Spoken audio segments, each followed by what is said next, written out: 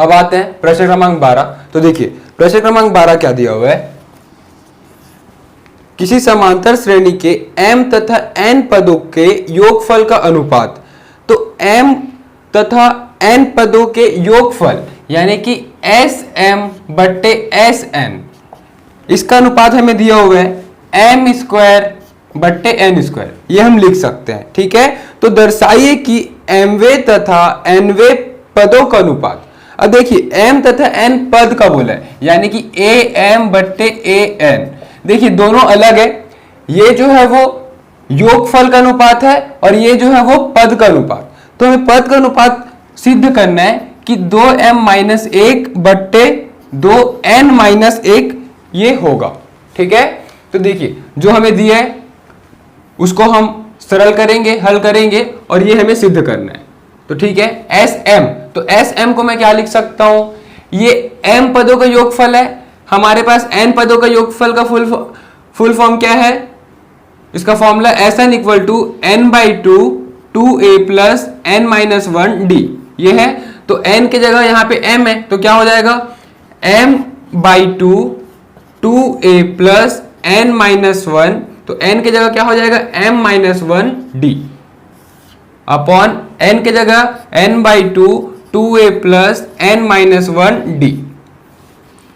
इसका अनुपात क्या दिया है m square by n square. तो देखिए 2 और 2 कट जाएगा, यहां से एक m कट जाएगा, यहां से एक n और n कट जाएगा। अब बचा क्या, ये n जो बचा है इधर आके तिर्यक गुना हो जाएगा और m के साथ ये जाके गुना हो जाएगा। तो क्या हो जाएगा, देखिए n गुना 2a तो 2an हो जाएगा प्लस md, ये पहले से गुना यहाँ पे हो जाएगा md गुना n, तो क्या हो जाएगा nmd हम ये बोल सकते हैं, फिर माइनस nd। उसी प्रकार ये भी होगा m से 2a गुना होगा तो 2am प्लस nd, तो nmd माइनस ये d हो जाएगा तो md। अब देखिए सबको एक साइड शिफ्ट कर लेते हैं, 2an, हम एक काम करेंगे जो n वाला पद है उसको इस तरफ, सॉरी जो a वाला पद है उसको इस तरफ और जो d वाला पद है उसको इस तरफ रखेंगे। ठीक है, तो a इसके साथ है तो a इस तरफ रहेगा और a यहां भी है, तो देखिए प्लस 2am है, इधर आके माइनस 2am हो जाएगा। ठीक है, बाकी सब d वाला पद है तो सबको राइट हैंड साइड में रखेंगे। ठीक है, क्या दिया है nmd माइनस md, इधर प्लस nmd इधर आके माइनस nmd हो जाएगा और माइनस nd इधर जाके प्लस nd हो जाएगा। अब देखिए minus nmd plus nmd cancel हो गया, ये दोनों से 2a कॉमन आ रहा है तो 2a कॉमन ले लूंगा n माइनस m। वैसे यहां से भी माइनस md और प्लस nd, d कॉमन आ रहा है। ठीक है, माइनस m प्लस n, मैं इसको क्या लिख सकता हूं n माइनस m लिख सकता हूं, तो n माइनस m, इसको पहले लिख दिया और इसको बाद में। अब देखिए दोनों तरफ से n माइनस m कैंसिल हो गया, तो अब मैं बोल सकता हूं कि 2a बराबर d, तो 2a का मान क्या हो गया d, या d के जगह मैं 2a रख सकता हूं। अब देखिए हमें जो सिद्ध करना है उस पार्ट को देखते हैं, am बट्टे an ये होना चाहिए। ठीक है, तो मैं लेफ्ट हैंड साइड को लेकर चलूंगा यानी कि am बट्टे an। तो am, m पद का सूत्र क्या होगा, n का क्या होता है,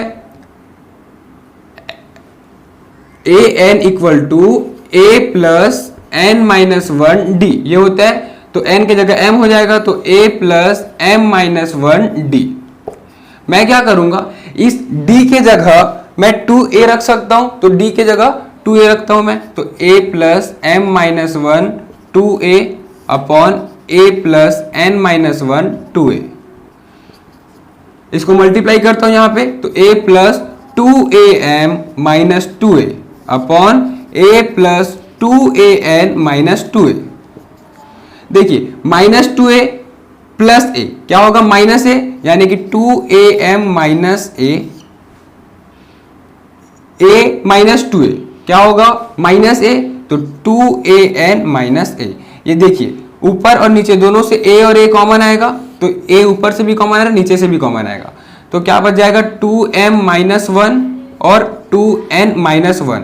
तो a और a कैंसिल हो गया, तो ये जो आया वो राइट हैंड साइड वाला पोर्शन है, ठीक है, 2m-1 अपॉन 2n-1, तो अतः सिद्ध हुआ। अब आते हैं प्रश्न क्रमांक 13। तो देखिए क्या दिया है, यदि किसी समांतर श्रेणी के nवें पद का योगफल 3n² प्लस 5n है, ठीक है, तो nवें पद का योगफल दिया हुआ है sn equal to 3n² plus 5n, ये दिया हुआ है, तथा इसका mवां पद यानी कि am, ये हमें दिया हुआ है 164। तो m का मान ज्ञात कीजिए। तो m का मान क्या होगा ये हमें ज्ञात करना है, ठीक है।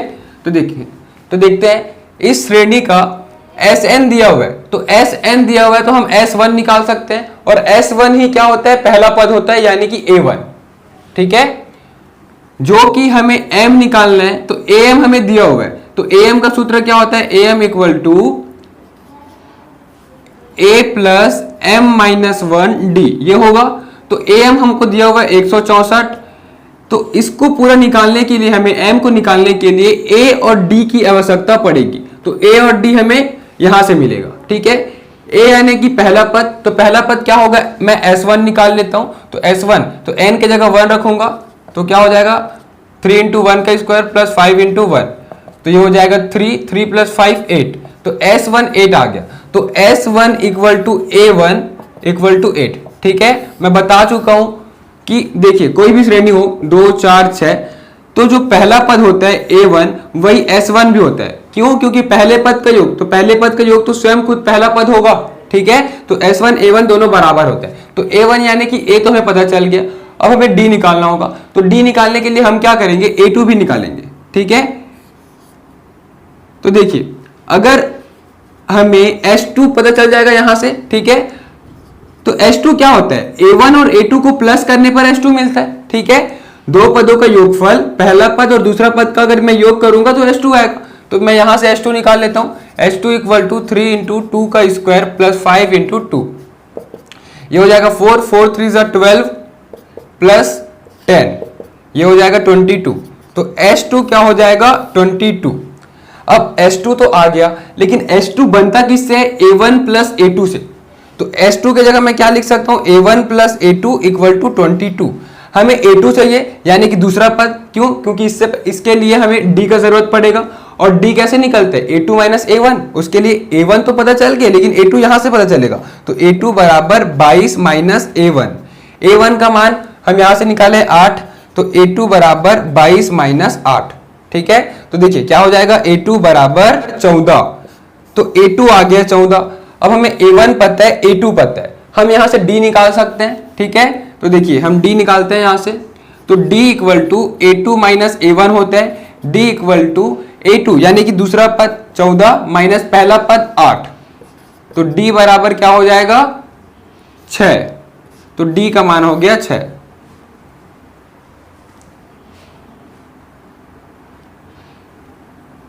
अब देखिए हमें AM निकालना था, M निकालना था, AM दिया था 164, तो AM का सूत्र लगा दिए हम, 164 बराबर A।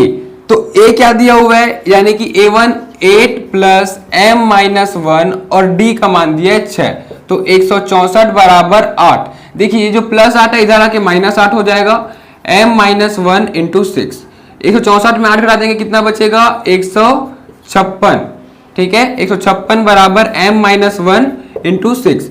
अब ये जो 6 गुना में इधर आके भाग में हो जाएगा, तो 156 भागित 6 बराबर M-1, ये हो जाएगा 6 दूनी 12 और 3 यानी 6 छक्के 36, ये हो गया 26 M-1, ये -1 इधर आके +1 हो जाएगा, तो M इक्वल टू 26 + 1 क्या हो जाएगा 27, तो M कितना है 27। अब आते हैं प्रश्न क्रमांक 14। तो देखिए प्रश्न क्रमांक 14 भी कक्षा 10वीं का प्रश्न है। 5 और 26 के बीच ऐसी 5 संख्याएं डालिए ताकि प्राप्त अनुक्रम समांतर श्रेणी में बन जाए। तो देखिए 5 से लेके 26 इसके बीच हमें 5 संख्याएं डालनी है जो कि समांतर श्रेणी में होना चाहिए, ठीक है। तो 5, तो मैं मान के चलता हूं जैसे कि ये तो A1 हो गया, A2, A3, A4, A5, A6, ये 5 संख्या होगा, ठीक है। देखिए 1 2 3 4 5, ठीक है, ये 5 संख्या आएगा तो हमें A2, A3, A4, A5, A6 का मान निकालना होगा। तो क्वेश्चन में क्लियर है कि हमें पहला पद क्या दिया हुआ है 5, तो A हो गया 5, ठीक है। D हमें निकालना होगा क्योंकि डिफरेंस अभी नहीं पता, A2 माइनस A1 करेंगे लेकिन A2 ही नहीं पता तो हम D नहीं निकाल पाएंगे, है ना। तो D को हमें अभी निकालना पड़ेगा। L दिया हुआ है यानी कि अंतिम पद दिया हुआ है, लास्ट टर्म 26, ठीक है। और क्या दिया हुआ है, N दिया है, क्या N यानी कि पदों की संख्या, तो जी हाँ पदों की संख्या दिया हुआ है। देखिए कितना पद है, 1 2 3 4 5, तो 5 पद तो हमें डालना है लेकिन पहले से 2 पद और दिया हुआ है जो कि प्रथम पद और अंतिम पद है, यानी कि 5 और 2 7 पद दिया हुआ है, ठीक है ना। देखिए 1 2 3 4 5 6 7 पद, तो n दिया हुआ है 7। तो हमारे पास सूत्र है an equal to a plus n minus 1d। an यानी कि अंतिम पद 26 बराबर a 5 प्लस n माइनस 1, तो n हमें पता है 7, 7 माइनस 1, और d क्या दिया है जो कि हमें ज्ञात करना है। तो 26, देखिए ये जो प्लस 5 है इधर आके माइनस 5 हो जाएगा, तो 26 माइनस 5 बराबर 7 माइनस 1 क्या होगा 6d। तो 26 में 5 हटा जाएंगे, कितना बचेगा 21 बराबर 6d। तो d का मान क्या हो जाएगा 21/6, तो ये हो जाएगा 3 से कटेगा 3 दूनी 6 और 3 सत्ते 21, यानी d बराबर 7/2। तो d आ गया 7/2। अब हमें A2, A3, A4, A5, A6 निकालना है। तो A2 बराबर क्या होगा, देखिए A2 क्या होगा, जो ये 5 है प्रथम पद, ठीक है। तो प्रथम पद यानी कि A प्लस जो सर्वांतर होगा यानी कि D, तब जाके A2 मिलेगा, तो A प्लस D करना होगा, या मैं इसको A1 भी बोल सकता हूं। तो A1 हमें क्या है 5 दिया हुआ है और D 7/2। तो देखिए क्या हो जाएगा, ये 2 लघुत्तम आ जाएगा, ये हो जाएगा 10 धन 7 17, तो ये हो गया 17/2। फिर वैसे ही A3, A4, A5, A6 ये निकाल लेंगे हम। A2 प्लस D हो जाएगा, फिर A3 plus D, A4 plus D, A5 plus D। देखिए जब A3 में आऊंगा तो A2 जो भी रहेगा उसके साथ सर्वांतर अगर जुड़ जाएगा तो A3 आ जाएगा, तो वही A2 के साथ सर्वांतर जोड़ दूंगा, तो A2 कितना है 17/2 धन D, तो D क्या है 7/2। 2 लघुत्तम आएगा, 17 और 7 क्या हो जाएगा 24, तो 24/2 ये हो जाएगा 12। फिर A3 कितना है 12 धन 7/2, तो 2 आएगा लघुत्तम, 12 दूनी 24, 24 धन 7, तो 24 और 7 की जगह 31, 31/2 हो जाएगा। फिर A4 31/2 धन 7/2, 2 आएगा लघुत्तम, 31 और 7 कितना हो जाएगा 38, तो ये हो जाएगा 19। A5 क्या है 19 धन 7/2, तो ये हो जाएगा 2, फिर 19 दूनी 38 धन 7, तो 38 धन 7 क्या हो जाएगा 45, 45/2। तो हम क्या लिख सकेंगे कि अतः वह 5 पद 17/2, 12, 31/2, 19, 45/2 होगा। देखिए प्रश्न क्रमांक 14 में बुक में जो क्वेश्चन दिया है उसमें करेक्शन है। बुक में दिया है 5 से 26 के बीच 5 संख्या हमें डालना था, लेकिन पीछे आंसर मैच नहीं हो रहा है क्योंकि ये 5 नहीं ये 8 होगा, ठीक है। तो 8 से 26 के बीच हमें 5 संख्या डालना होगा। तो मैं जैसे बताया हूं वैसा ही बनेगा, बस A जो मैं 5 लेके बनाया हूं उसको आपको 8 लेके बनाना होगा, ठीक है। A 8 लेके बनाना, तो जो D आएगा वो 3 आएगा, ठीक है। फिर हमें जब D 3 पता चल जाएगा फिर वहां से हम A2, A3, A4, A6 तक हम ज्ञात करेंगे, ठीक है। A2 क्या होगा A प्लस D, यही होगा पहला पद प्लस D। फिर A3 क्या होगा A2 plus D, A3 plus D। तो जिस तरीके से मैं बताया हूं प्रश्न क्रमांक 14 वैसा ही बनेगा, बस एक करेक्शन यही है कि जो पहला पद है वो 5 नहीं D होगा अगर आंसर मैच करना है तो। अब देखते हैं प्रश्न क्रमांक 15। तो देखिए क्या दिया है, यदि an plus bn upon A N minus one plus B N minus one, A तथा बी के मध्य समांतर माध्य हो तो n का मान ज्ञात कीजिए। तो देखिए ये जो दिया हुआ है a और b का समांतर माध्य दिया है, ठीक है। तो हमें पता है दो संख्या का समांतर माध्य क्या होता है, और दो संख्या क्या दिया है a और b, तो a plus B upon two ये होता है समांतर माध्य। तो ये हमें प्रश्न में दिया हुआ है, ठीक है। तो देखिए ये हमें प्रश्न में दिया हुआ है, तो हमें n का मान ज्ञात करना है। तो n का मान क्या होगा, तो सबसे पहले हम इसको तिर्यक गुणा कर लेते हैं, ठीक है। ये जो प्रश्न में दिया है तो दो इधर जाके गुणा हो जाएगा, तो 2a का पावर n प्लस 2b का पावर n। वैसे यहाँ भी a प्लस बी गुणा हो जाएगा a n minus one plus b n minus one के साथ, ठीक है। ये क्या हो जाएगा 2a power n plus 2b power n equal to a सबसे पहले ये दोनों से गुणा होगा तो क्या होगा, देखिए यहाँ पे a का पावर कुछ नहीं है मतलब एक है, ठीक है।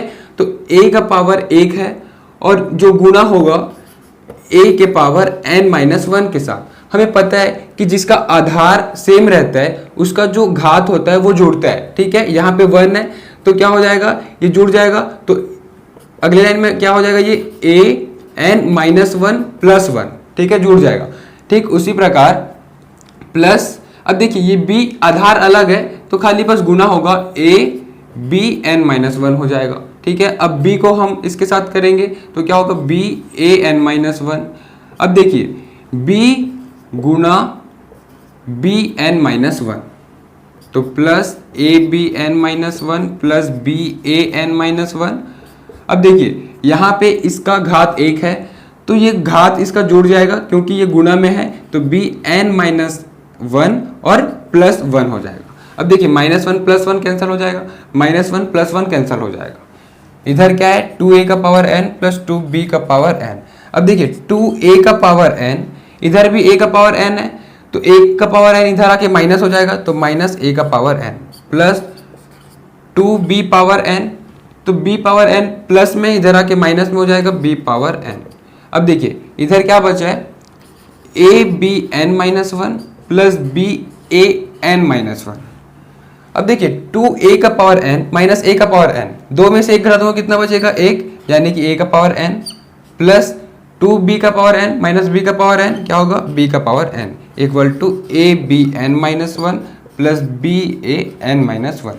अब देखिए अब हम क्या करेंगे, a का पावर n, इधर भी a का पावर समथिंग n वाला कुछ पद दिख रहा है उसको हम इस तरफ शिफ्ट कर लेंगे तो क्या होगा a का power n minus b a का पावर n माइनस वन।